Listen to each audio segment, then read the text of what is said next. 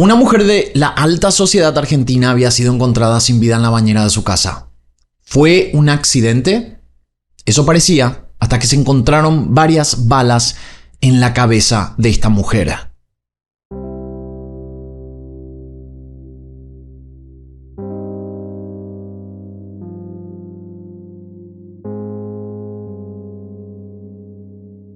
Era una tarde gris de domingo en el Country Carmel de Pilar, Argentina. Para los que no sepan, porque no sé si se dice country en todos los países. Country es un barrio privado, pero en Argentina se le llama normalmente country. Y este era de esos domingos que parecían siempre iguales. Canchas de tenis que estaban llenas, chicos en bicicletas, autos entrando y saliendo por el portón, como si nada malo pudiera atravesar ese muro invisible de seguridad y de privilegio.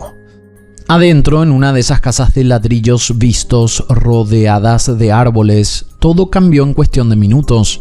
Pasaban apenas de las 6:30 de la tarde del 27 de octubre de 2002, cuando Carlos Carrascosa volvió a su casa y entró esperando encontrar a su esposa como cualquier otro domingo. No la encontró en la planta baja, no respondió cuando la llamó por su nombre, así que siguió buscándola hasta que llegó al baño del dormitorio. Ahí, en un espacio estrecho de azulejos claros, la escena no se parecía en nada a la rutina.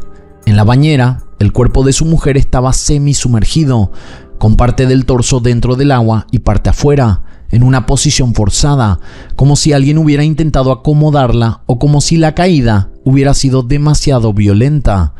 Ella estaba vestida y con las zapatillas puestas. Había sangre, pero no era una escena de película de terror. Eran manchas en lugares que no terminaban de encajar con la idea de un simple resbalón.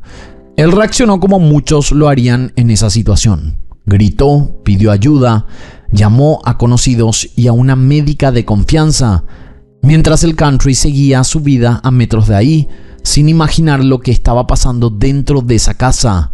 Lo que se dijo en esas primeras llamadas fue siempre lo mismo, que ella se había caído en la bañera, que se había golpeado, que parecía un accidente doméstico. En esa primera versión, lo que había pasado era una tragedia accidental. Cuando llegaron los paramédicos, el ambiente ya estaba cargado de desesperación y de explicaciones apuradas. Se intentó reanimarla, se habló de un paro, de un posible golpe en la cabeza, de que quizás el agua y el impacto habían hecho el resto. La casa no estaba dada vuelta como en un robo violento. No había puertas ni ventanas forzadas. Eso reforzó la idea de que la muerte había ocurrido sin la mano de un extraño entrando por la fuerza. En cuestión de horas, el country entero se enteró de que una mujer de unos 50 años había muerto en su propia casa, en lo que muchos describieron como un accidente. Nadie se imaginaba todavía que casi un mes después, esa misma historia iba a darse vuelta por completo. Durante esos primeros días, todo se sostuvo sobre una frase: se cayó en la bañera. Esa fue la versión que circuló entre amigos, familiares, vecinos del country y periodistas que recién empezaban a escuchar rumores del caso. Lo que nadie sabía aún era que al realizarse la autopsia, los forenses iban a encontrar 5 balas alojadas en la cabeza de esa mujer y un sexto disparo que solo la había rozado.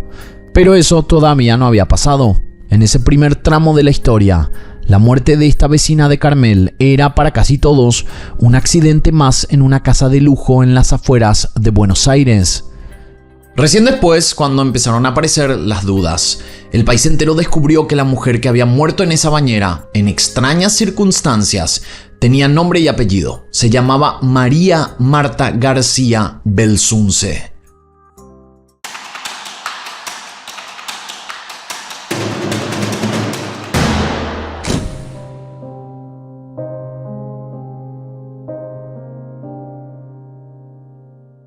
Antes de que su nombre llenara titulares, antes de que su muerte se convirtiera en el caso del country, María Marta era simplemente una vecina más de Carmel, con una vida que desde afuera parecía ordenada y plena.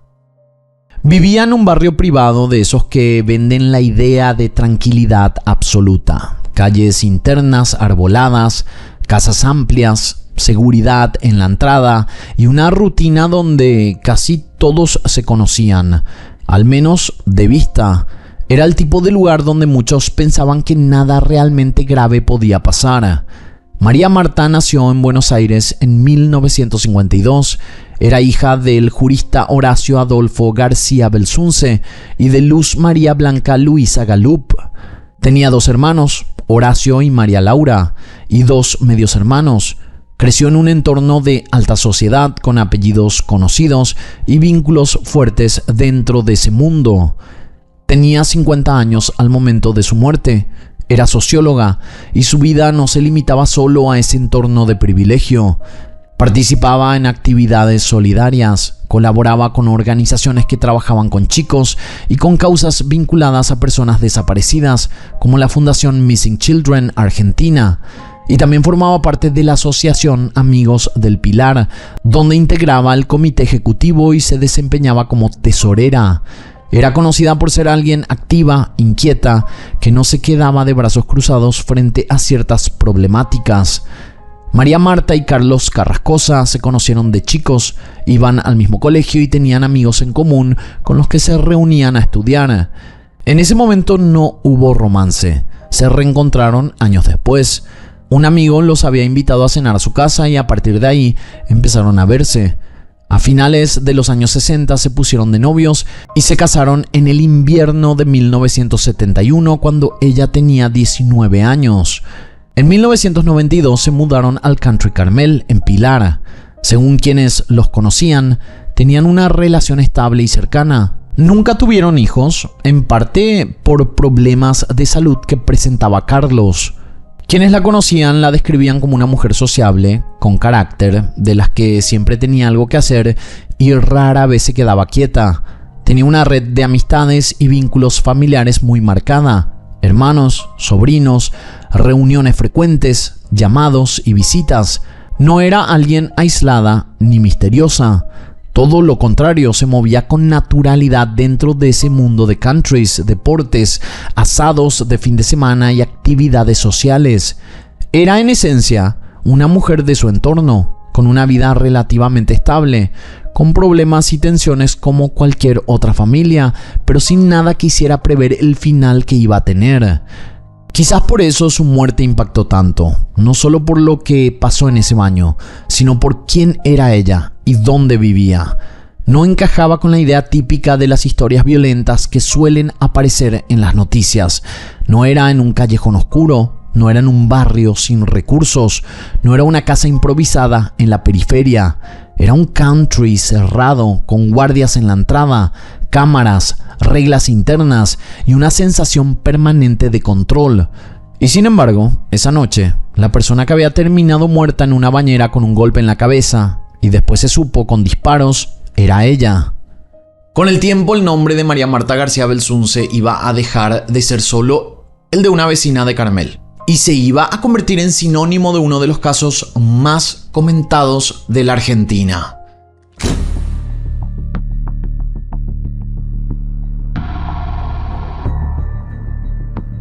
Durante los primeros días, la historia que se contó fue sencilla y aparentemente tenía lógica. Se decía que aquella tarde de domingo, ella había llegado a su casa después de hacer deportes. Ella estaba preparando el baño para darse una ducha y que en algún momento algo había salido mal. Podría haber sido un mareo, un resbalón o quizás un golpe. Un accidente doméstico como esos de los que se escucha cada tanto, pero a los que nadie le presta demasiada atención hasta que le pasa a alguien cercano. Lo que quedó asentado en los papeles acompañó esa idea. Se habló de una muerte súbita, de un paro, de una caída en el baño. En el certificado se usaron palabras que no habrían dudas. Nada que indicara violencia, nada que obligara a pensar en un homicidio, nada que hiciera sospechar que había algo más que un golpe desafortunado. La escena ya había sido intervenida, el cuerpo había sido movido y todo quedó bajo la etiqueta de tragedia inesperada. Al día siguiente, en la misma casa, se había realizado el velorio de manera rápida y con la presencia de amigos y familiares. Ahí se habló de su vida, de lo que había hecho por otros y de lo injusto que era perderla así, tan de golpe. Sin embargo, hubo detalles que con el tiempo se volvieron imposibles de ignorar. Uno de ellos fue pequeño, metálico, incómodo de explicar. Durante las horas posteriores a la muerte, alguien encontró una pieza extraña cerca del lugar donde había estado el cuerpo, algo que no parecía pertenecer al baño, que nadie supo ubicar del todo. En ese momento no se le dio importancia, era un objeto fuera de contexto en medio del caos, y la reacción fue casi automática. Terminaron deshaciéndose de él, tirándolo al inodoro. Esa decisión, que en el momento pareció irrelevante, se convertiría después en uno de los símbolos del caso, porque con los días empezaron a aparecer dudas, comentarios y preguntas que ya no encajaban tan bien con la versión del accidente. Había cosas que no cerraban en la escena. Había marcas que no se explicaban solo con una caída. Además, demasiadas personas estaban entrando y saliendo de la casa antes de que alguien tratara el lugar como una posible escena del crimen. Esa misma noche del hecho, la policía ni siquiera entró a la casa como lo haría en otros casos de muertes inesperadas. El propio hermano de María Marta se comunicó con un comisario conocido y le pidió que no mandara móviles al country, según él, para evitar más exposición y más dolor en el medio del shock. Recién al día siguiente se acercaron un fiscal y un comisario, cuando la casa ya había sido escenario del velorio y por allí habían pasado cientos de personas. Escucharon la explicación de la familia, que había sido un accidente en la bañera, que médicos conocidos la habían revisado, que allá había un certificado de defunción que hablaba de una muerte súbita. Miraron el cuerpo por encima, sin ordenar estudios profundos, confiaron en esa primera versión y se fueron con la idea de que no hacía falta una autopsia. Al principio nadie pensó en pedirla. Pero dentro de la misma familia y también fuera de ella, empezaron a aparecer voces que no se quedaban tranquilas con la idea del simple resbalón. Había algo que no terminaba de encajar. Y esas dudas terminaron empujando una decisión que cambiaría por completo esta historia.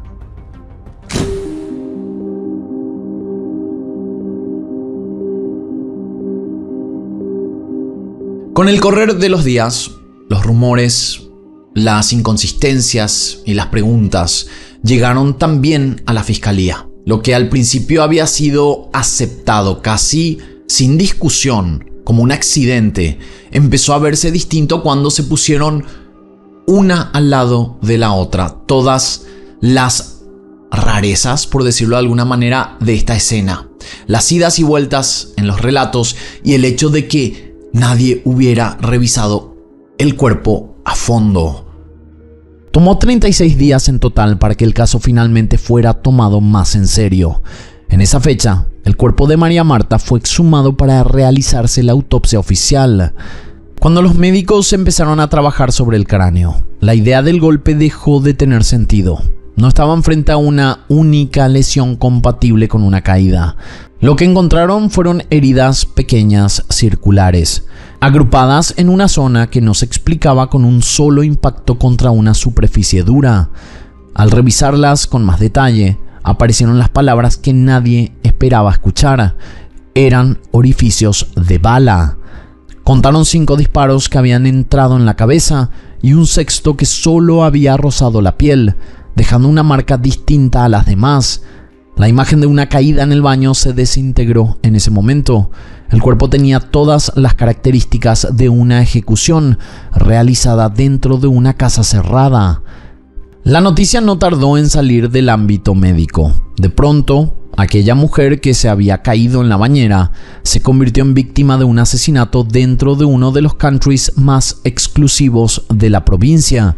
La autopsia dejaba en evidencia algo incómodo, que durante más de un mes nadie había tratado esa muerte como un posible crimen, que el cuerpo había sido velado y enterrado con un certificado que no mencionaba lo que realmente había pasado, que la casa había sido intervenida, limpiada, habitada, sin la preservación que se espera cuando se sospecha que hubo violencia. Ese giro trasladó el caso a otro nivel. Se determinó que el arma homicida era un calibre 32 largo, pero nunca fue encontrada. El pequeño objeto metálico que, si se acuerdan, había terminado en el inodoro, empezó a verse como mucho más que un detalle. Había sido una parte física de esa otra verdad que nadie quiso ver al principio. Era la sexta bala que rozó a María Marta. Era una evidencia fundamental del caso. Desde ese momento, esta historia dejó de ser una tragedia privada para convertirse en un rompecabezas público. Y tenemos que decir, bastante público. Había una mujer asesinada a tiros en el baño de su casa. Había una familia que durante semanas habló de un accidente. Había un barrio cerrado donde, en teoría, entraba y salía poca gente. Y había, sobre todo, una pregunta que empezaba a hacerse cada vez más fuerte. Si esto no fue un accidente, ¿quién entró a esa casa? ¿Y por qué?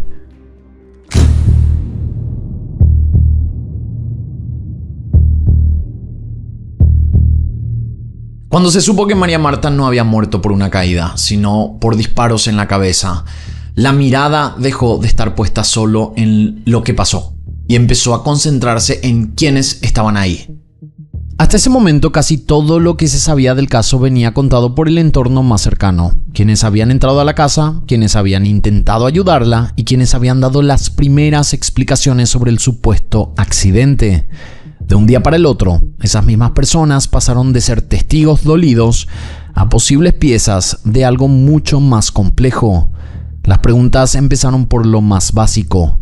¿Cómo era posible que nadie hubiera notado los disparos? Ni en el momento de la supuesta reanimación, ni en el velorio, ni al despedir el cuerpo. También se puso bajo la lupa el movimiento dentro de la casa.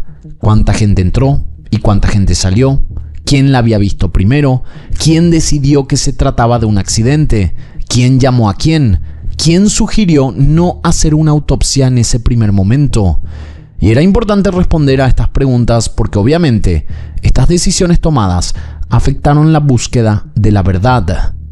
La fiscalía terminó señalando a varios familiares y allegados como responsables de haber alterado la escena. Entre ellos estaba Guillermo Bartoli, el cuñado de María Marta, a quien acusaron de haber montado una puesta en escena para ocultar el homicidio. También fueron imputados Horacio García Belsunce, hermano de la víctima, Juan Carlos Urtic, medio hermano, el médico Juan Gaubri Gordón, que fue de los primeros en revisarla, y Sergio Vinelo, un vecino cercano. La acusación principal fue que entre todos los que fueron esa noche habían limpiado la escena, tirado prendas manchadas y evitado el ingreso de la policía. Además, según la investigación, se había acomodado el cuerpo, se consiguió un certificado de defunción falso, se arrojó la bala al inodoro y se había coordinado la versión que contarían a las autoridades. En el año 2011, el Tribunal Oral 1 de San Isidro los condenó por encubrimiento agravado. 5 años para el cuñado Guillermo Bartoli, 4 para Horacio García, 3 años y medio para Urtic, 3 años para el médico y para el vecino. Todos salieron en libertad con el pago de fianzas. Guillermo Bartoli falleció de una enfermedad terminal en el año 2014, mientras todavía esperaba que se revisara su condena. Un caso aparte fue el de Beatriz Michelini, la masajista que iba a recibir a María Marta esa tarde para darle un masaje y que llegó a la casa poco después de que fuera encontrado el cuerpo. Ella intentó reanimarla y después terminó limpiando sangre del baño, algo que más tarde la llevó a juicio por encubrimiento. Se habló mucho de su vínculo con el entorno de Carmel y con otros vecinos, pero al final fue absuelta. Además, cuando finalmente se peritó la casa como escena del crimen, se encontraron manchas de sangre que años después dieron como resultado ADN de 2 hombres y una mujer que no pertenecían a la familia ni a nadie conocido del entorno. Esos rastros nunca se identificaron del todo y siguen siendo una de las incógnitas del caso. Con el tiempo, las condenas por encubrimiento también cambiaron.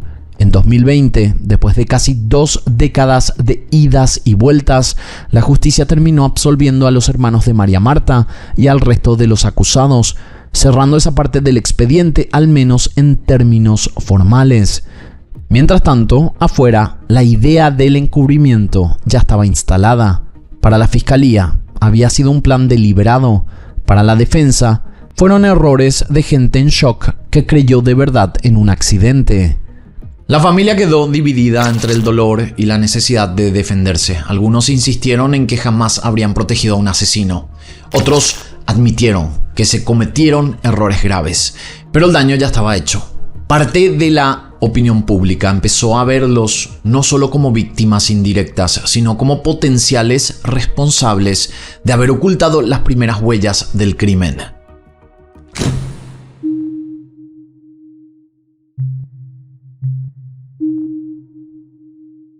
Cuando se confirmó que aquella muerte no había sido un accidente, el foco empezó a dirigirse hacia una figura en particular. Estamos hablando del marido. Durante semanas, Carlos había sido el hombre que sostuvo que todo había sido una caída desafortunada. Después de la autopsia, todo eso se puso bajo otra luz. De repente, cada gesto, cada palabra y cada decisión que había tomado ese domingo empezó a ser analizada al detalle. Se revisaron los horarios, las llamadas, los movimientos dentro del country, las contradicciones entre lo que él decía y lo que recordaban otras personas que estuvieron en la casa. Se empezaron a preguntar si el propio marido podía haber tenido algo que ver con lo que pasó en ese baño y con la forma en que se manejó todo después. En enero de 2003, el fiscal pidió la detención de Carlos Carrascosa. Lo acusó de encubrir el crimen de su esposa y de haber participado en la alteración de la escena, desde permitir que se limpiara el baño hasta avalar la versión del accidente y el certificado de defunción que no mencionaba los disparos. Años más tarde, en 2007, un tribunal lo condenó a 5 años y 6 meses de prisión por encubrimiento. Sin embargo, el mismo tribunal que lo había juzgado lo había absuelto del homicidio. Pero en 2009, la Cámara de Casación Penal de la provincia de Buenos Aires dio un giro fuerte.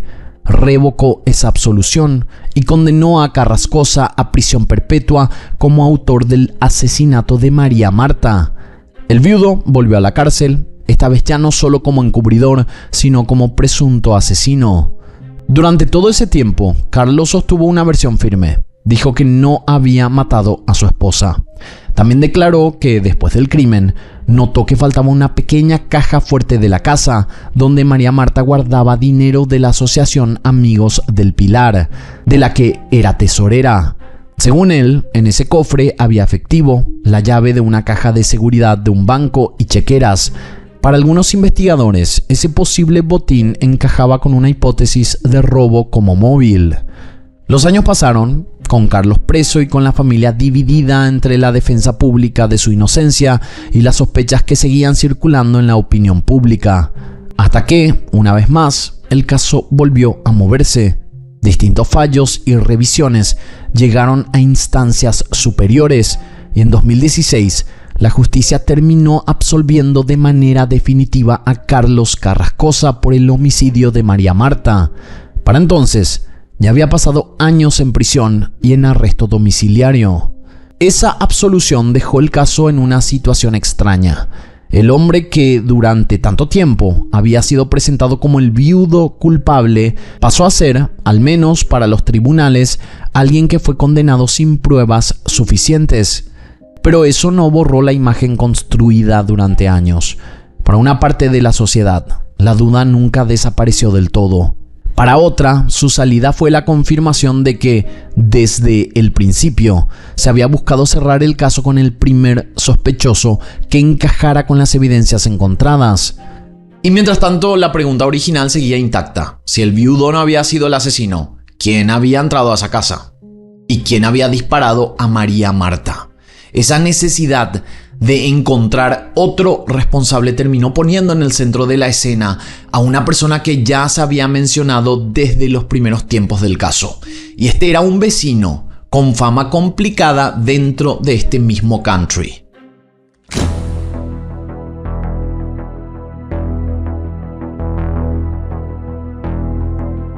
El nombre que empezó a aparecer cada vez con más fuerza fue el de un vecino del mismo country. Dentro de Carmel, este hombre no era un desconocido. Ya se hablaba de él por robos en casas vacías y por una fama de problemático en un lugar donde en teoría todos buscaban tranquilidad.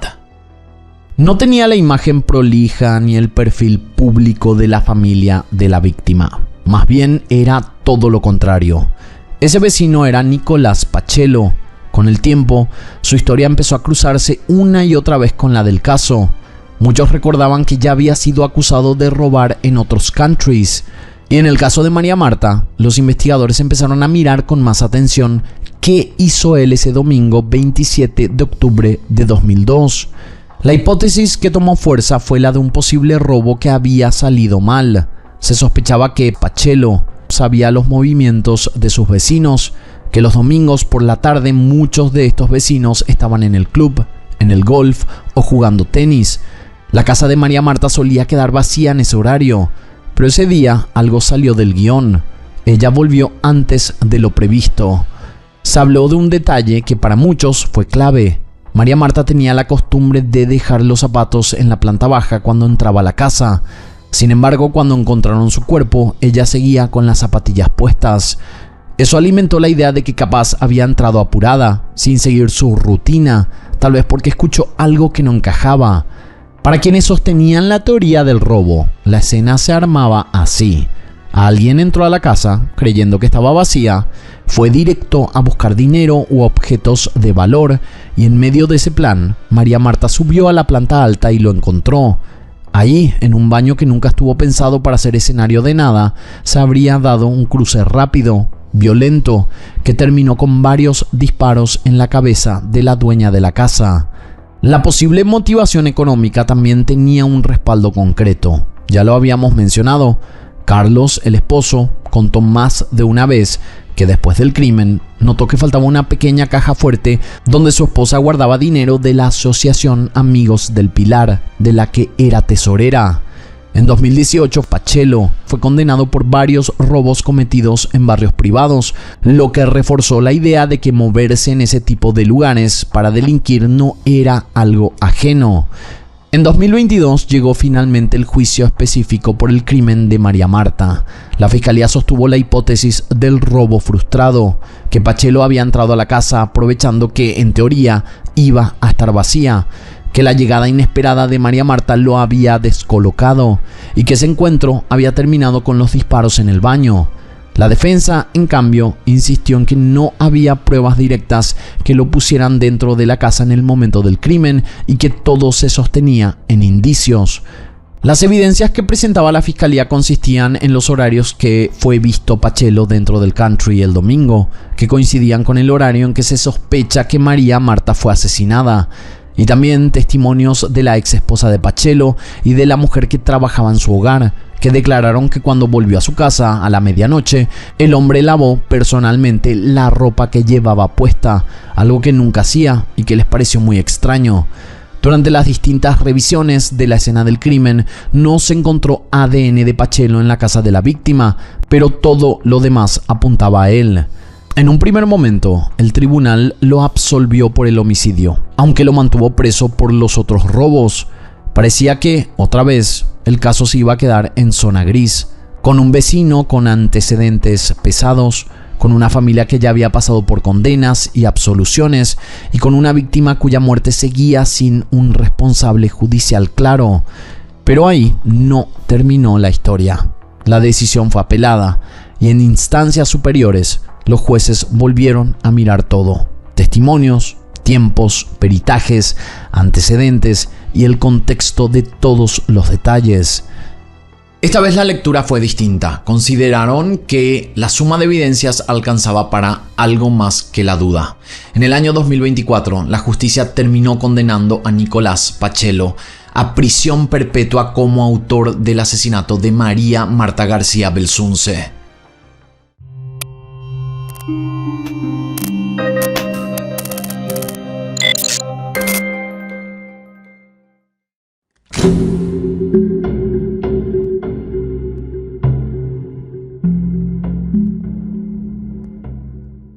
Esa condena llegó más de 2 décadas después del crimen. Y para entonces, el caso ya era parte de la memoria colectiva argentina. Había documentales, series, También se hicieron especiales de televisión, debates interminables y teorías para todos los gustos. Cuando se confirmó la prisión perpetua para el vecino, muchos lo leyeron como el cierre que el expediente necesitaba desde hacía años. En los papeles, una mujer asesinada a tiros en el baño de su casa, una familia que cometió errores graves en las primeras horas, entre el shock y la decisión de sostener la versión del accidente, un viudo que fue condenado y luego absuelto, y finalmente un vecino con antecedentes de robos en Countries, condenado a perpetua como autor del homicidio. Para otra parte, en cambio, el sabor seguía siendo agridulce. No porque lo consideraran inocente, sino que porque sentían que había demasiadas cosas que nunca terminaron de explicarse del todo. ¿Qué pasó exactamente dentro de ese baño? ¿Quiénes sabían más de lo que dijeron? ¿Y por qué se actuó como se actuó en esas primeras horas? El caso también dejó una marca fuerte sobre la confianza en la justicia. Entre condenas, absoluciones, teorías cambiantes y lecturas que fueron variando según la época, muchas personas terminaron con la sensación de que durante años se fue probando a ciegas distintas versiones hasta que alguna encajara. En ese ir y venir, la historia de la víctima se mezcló con peleas de peritos, discusiones entre abogados, programas de televisión y horas de análisis, hasta volverse casi un símbolo de cómo un mismo hecho puede ser contado de forma muy distinta según quien lo mire. Más allá de los fallos, el caso de María Marta García Belsunce dejó una serie de preguntas incómodas que siguen flotando. Una tiene que ver con la reacción, cómo el reflejo inmediato fue hablar de accidente, cómo se intervino la escena, cómo se firmó un certificado que no coincidía con la realidad del cuerpo. ¿Cuántas cosas se perdieron para siempre en esas primeras horas, en esos primeros días, por decisiones tomadas entre el dolor, la negación y la necesidad de cerrar rápido lo que había pasado? El caso también expuso algo que incomodaba: la forma en que el contexto social puede influir en cómo se investiga un crimen. No es lo mismo un homicidio en un barrio vulnerable que en un country de clase alta. No es lo mismo una familia anónima que una familia con apellido conocido. En esta historia, todo eso se mezcló: privilegio, exposición, presión mediática y una justicia que fue cambiando de postura a lo largo de los años. Y sobre todo, dejó una historia que sigue generando debate, incluso con una condena a perpetua. Hay personas que sienten que nunca se va a saber todo, que ciertas decisiones del primer día borraron para siempre detalles que habrían sido clave, que hay preguntas que ya no tienen cómo ser respondidas porque el tiempo y los errores las taparon. Lo único que no cambió desde el principio y hasta hoy es el punto de partida. Una mujer que entró a su casa un domingo de octubre en un barrio pensado para ser sinónimo de seguridad y que terminó muerta en la bañera de su propio baño con 6 disparos en la cabeza. Mejor dicho, 5. El sexto, como saben, se encontró la bala en el suelo y rozó la cabeza de María Marta. Y lo digo de nuevo, aunque no podemos culpar a nadie más, a mí me sigue haciendo ruido la familia. ¿Cómo puede ser posible que no hayan visto los balazos en la cabeza? ¿Cómo puede ser que algo que parecía obvio no fue obvio para ellos? Yo no sé, este caso siento que, y esta es mi perspectiva, obviamente yo no estoy culpando a nadie, pero yo siento que no está cerrado realmente y que hay algo más detrás de este crimen. Hasta aquí el caso del día de hoy. Quiero leerles, quiero saber sus opiniones, quiero saber qué opinan y si tienen una opinión similar a la mía también. Y de esta manera nosotros nos encontraremos en la próxima historia.